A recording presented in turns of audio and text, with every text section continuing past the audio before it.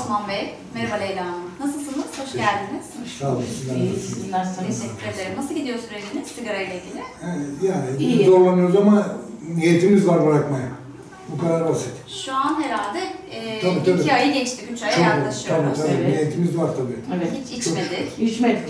Elhamdülillah. Çok şükür. Gayet güzel. Peki olumlu tarafları nefesinizde açılma? Tabii çok güzel.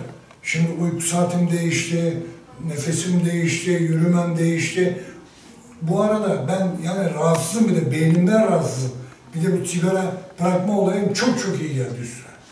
Destek alabilmek için sizin yanınıza geldim. Sizin de Allah razı olsun büyük desteğiniz var yani bana karşı. Çok büyük desteğiniz var yani. 42 yıl sigara içtiniz. Tabii. Çok büyük bir başarı oldu. 3 aydır içmiyorsunuz. Elhamdülillah çok şükür. Sayenizde yani. Yani niyetim var da sizlerle birlikte tanıştım ve vesile oldunuz. Görevimiz. Allah razı olsun. Allah razı olsun. Şu an artık nefesinizle alakalı bir problem yaşıyor musunuz? Elhamdülillah çok şükür. Sayenizde Güzel. çok şükür. Çok güzel. Sizde var mı herhangi bir sıkıntı? Hiç sıkıntım yok. Çok güzel. Süreç gayet güzel işliyor. İlgileniyorum. Yok. Sıkıntım yok hiç. Herhangi böyle bir istek, arzu, sigara isteği şu anda ara gelebilir. İsterseniz oluyor tabii ama. 3. ayda kritik dönemi atlatmadığımız bir süreç. Tabii. En az 1 yıla tamamlamamız gerekiyor. İnşallah. Tabii ki istiyoruz ki bir ömür boyu içmeyelim ama 1 yıl çok kritik bizim için. İnşallah. O yüzden 1 yıl ara böyle sigara içme isteği gelebilir ama siz çok başarılı bir şekilde bu süreci atlatıyorsunuz. Beraber başlayarak da gerçekten birbirinizi motive de ettiniz. Ben ikinizi de çok tebrik ediyorum. Sağ olun. Çok teşekkür ederim. Sayenizde. Siz vesile oldunuz. Destek Hocam oldunuz. sizin sayenizde. Çok büyük destek Sizin oldunuz. sayenizde. Zaten sıkıldığımız zaman geliyorsun. Evet. Kapımız her zaman açık. Evet. Geliyoruz, söylüyoruz derdimizi. Vesile oluyorsunuz yani. Allah razı olsun. Ben 62 yaşındayım. 42 yıldır içiyorum. 3 sene önce diyeyim rahatsızlandım ama 2-3 ay önce ben sigaraya bırakmaya karar verdim. Aile hekimimizin tavsiyesi üzerine 2,5-3 aydır da sigarayı bıraktım. Çok şükür. Buranın sayesinde çok rahatım şu anda. Nefes alışım, uyku saatlerim değişti, nefesim değişti, yürümem değişti, muhabbetlerim değişti. Herkese tavsiye ederim yani ben sigara bırakmayı. Sigarayı bırakmak isteyenler bulundukları şehirdeki sağlık kuruluşlarına muhakkak müracaat etmeleri lazım. Kendi başlarına kimse bir şey beceremez.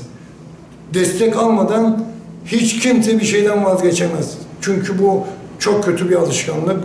Herkesin sağlıklı hayat merkezlerine müracaat etmeleri ve destek almalarını tavsiye ederim. Başta eşim müracaat etti.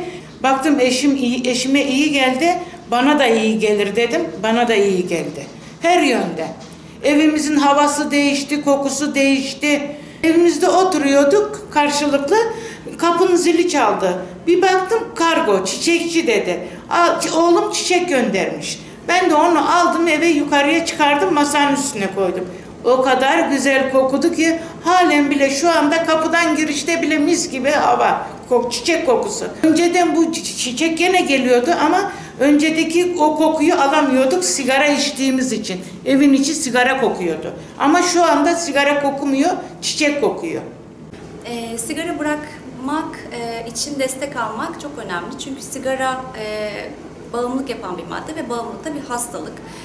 Nasıl ki diğer hastalıklarda bir destek alıyorsak, sigara bağımlılığı için de doktorlardan, sigara bırakma polikliniklerinden destek almak çok önemli. Kullandığımız ilaç ve hani başarı oranımız, bize geri dönüşlerimiz gayet yüksek.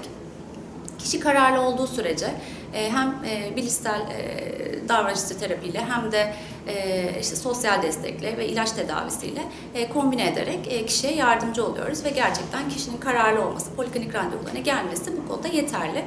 Biz elimizden gelen bütün desteği kurum olarak da hekim olarak da veriyoruz. Polikliniğimize başvurmak isteyen kişiler 171'den ya da bizim kendi dahili hatlarımızdan randevu alabilirler.